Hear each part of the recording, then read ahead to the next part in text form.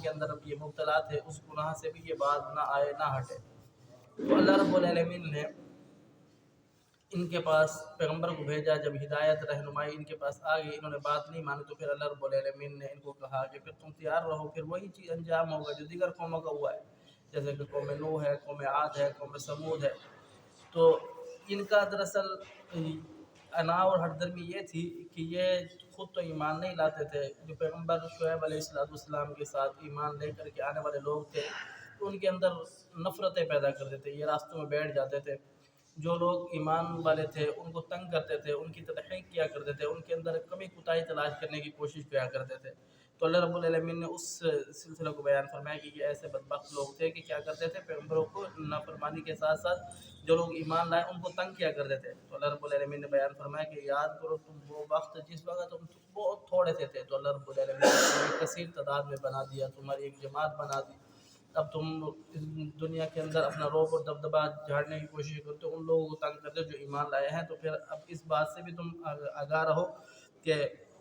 انظروا کیف کان عاقبۃ المفسدین، دیکھو کیسا انجام ہوا ان لوگوں کا جو لوگ اللہ رب العالمین کے ساتھ شرک کرتے ہیں یا اللہ رب العالمین کی نافرمانی کرتے ہیں، زمین میں فساد پھیلاتے ہیں۔ فساد یہ ایک ایسا جرم ہے، جس طرح انہوں نے اللہ رب العالمین نے بیان فرمایا کہ یہ لوگوں کو تنگ کرتے تھے، لوگوں کے اندر انتشار پیدا کرتے تھے۔ یہ ایسا جرم ہے کہ قتل جو ہے وہ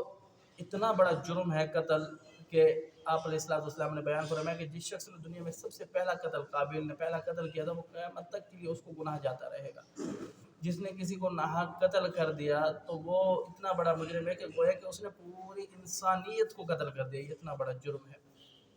اور فرمایا کہ قتل سے بھی زیادہ بڑا جرم کیا ہے کہ زمین کے اندر فساد پھیلانا، یعنی اللہ رب العالمین کا کوئی نظام چل رہا ہے، اس نظام کو بدلنا، اس نظام کو تبدیل کرنے کی کوشش کرنا، یہ زمین کے اندر فساد پھیلانا، لوگوں کے درمیان فساد پھیلانا، یہ بہت بڑا جرم ہے۔ تو اللہ رب العالمین نے اس کی مذمت بیان فرمایا کہ پھر تمہارا بھی وہی انجام ہوگا جو دیگر قوموں کا ہوا، کیسا کہ جیسے قوم نوح کو اللہ رب العالمین نے سخت ترین عذاب دیا، قوم عاد کو سخت ترین عذاب دیا، قوم ثمود کو سخت ترین عذاب دیا، تمہیں بھی سخت ترین عذاب دے گا۔ تو آگے اللہ رب العالمین ان کا ذکر کرے گا کہ اللہ رب العالمین نے ان کو کیا عذاب دیا، کس طرح کا عذاب دیا۔ اللہ سمجھنے عمل کی توفیق دے، اقول قولی ھذا استغفر اللہ لی ولکم ولسائر